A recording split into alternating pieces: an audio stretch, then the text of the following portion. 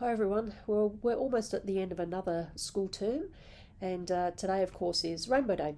It's our second Rainbow Day at Flagstaff Hill Primary School, having introduced the day last year. And I'd like to thank and acknowledge our student leadership group who have worked hard to make sure today is a day of celebration for everyone within our school community.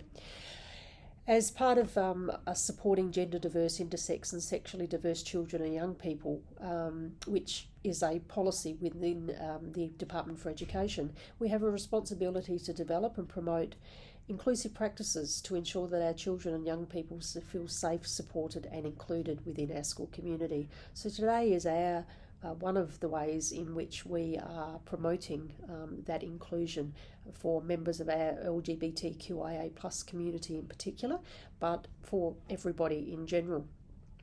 Diversity is part of our self wellbeing framework, and it has been one of the topics that's been discussed in classes this term already, along with body image and positive relationships. So we felt that having our Rainbow Day align with our wellbeing framework and that conversation around diversity was a really good opportunity. We celebrate Rainbow Day in June, as that's Pride Month, and today has been a celebration of colour and all people, which has been great to see. Throughout this term, which has been incredibly long, it seems, since we started on day one with our Student Free Day with Professor Di Seaman talking to us about the big ideas in number, we've done a lot of work in the area of numeracy at the school and number, and we're starting to see some changes in classroom practice and what that means in our classrooms. And we're obviously relying on the great work that our teachers are doing to get those improved outcomes with kids in classrooms, particularly in the area of maths and the work they have been doing in the space of number in particular. We've also kept focusing on the second area of our site improvement plan, which is reading, and we've continued to work with the Literacy Guarantee Unit Coach in Zana Teely. She has been supporting early years teachers in particular in their phonics instruction and continuing to embed that as practice within our school, and we're continuing to see those good results. We've had a lot of work happen across the school this term with our teacher prep spaces, and they're all revitalised and looking lovely and are great spaces for our teachers to be working in, and it's certainly nice to be almost rid of the 1970s bright green and yellow Laminex that is a feature has been a feature in our school. So it's certainly nice that most of that has disappeared. We've had lots of other events happening this term around things like swimming and growth and development, and a variety of excursions that have happened that have all linked to and related to classroom activities. In staffing news, I can let you know that Judy Beale will be finishing up with us as Deputy Principal at the end of next week, and she has been here for terms 1 and 2, and we thank her for the contribution she's made to our school community in the time that she's been here, and we wish her all the very best for the remainder of the school year. Tammy Riley, who is our substantive Deputy Principal, will not be returning to us this year, and she is continuing in the role that she's currently in. And we have appointed Tara Augustin as our Deputy Principal for terms 3 and 4. Tara is currently our Assistant Principal and has won that position for the remainder of the year.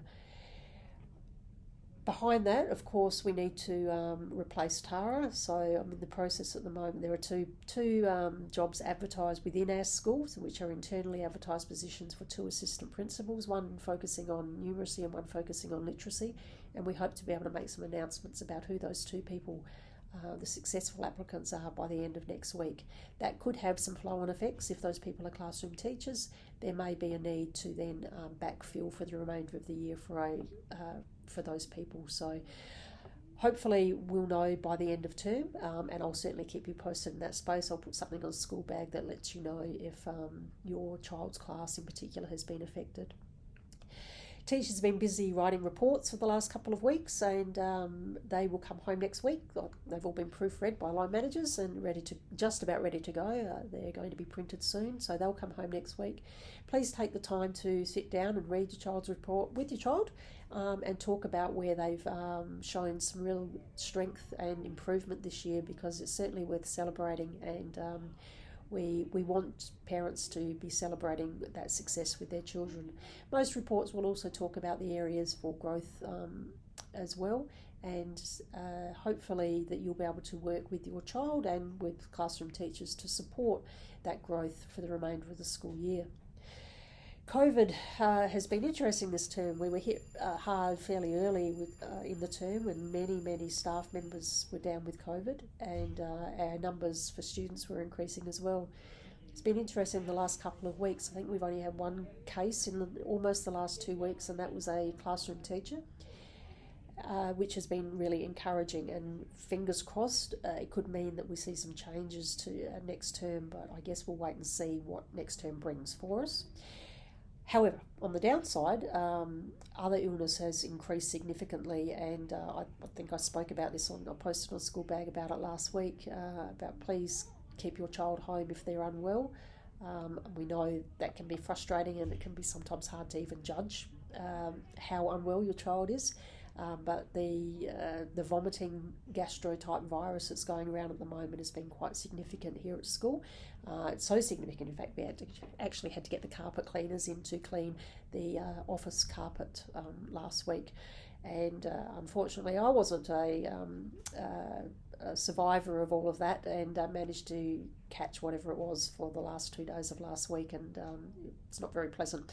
So if your child is presenting as being unwell, please try and keep them home, and if they've been vomiting, we certainly encourage the 24 hours to not be at school during that time to try and minimise that spread. We've had some other general, colds and flus going around as well, but again, we encourage you to keep your child home so that we can minimise that spread across the school, and ultimately reduce the number of sick days everybody has in total. So we know it can be a little frustrating when you're getting that phone call to say, can you come and pick up your child?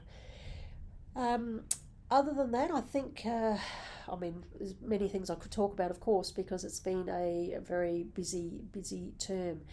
As we move into term 3, we're starting term 3 with a student-free day again on day 1 of the term. And while we do have some loose plans for that at this stage, once the assistant principal jobs are finalised, I will work with the leadership team during the holidays to finalise what we do on that day, so that it is quality learning time for our staff, which obviously will help the classroom teaching practice and improve those outcomes for students, which is what we're trying to achieve here all of the time. So thank you for your support this term, any support that you've given to classroom teachers, to myself, to the leadership, to whoever else at school that you've come across and have supported. We really appreciate the support that we receive from families. And as I said, I know it's been another challenging term in what has been probably 10 in a row now since COVID started, and it continues to present all sorts of interesting situations and scenarios for us. So thank you. We've got one more week to get through. Hopefully we all get through it healthy and safe, and we'll be back again for the start of term 3, which I think off the top of my head is the 26th of July for us, given the fact that we'll have a student-free day on the 25th of July. So thanks everybody. Hopefully your children have had a fantastic rainbow day at school and have lots of stories to bring home, or perhaps even a cupcake or two. So thanks for your time, and I'll talk to you later. Bye.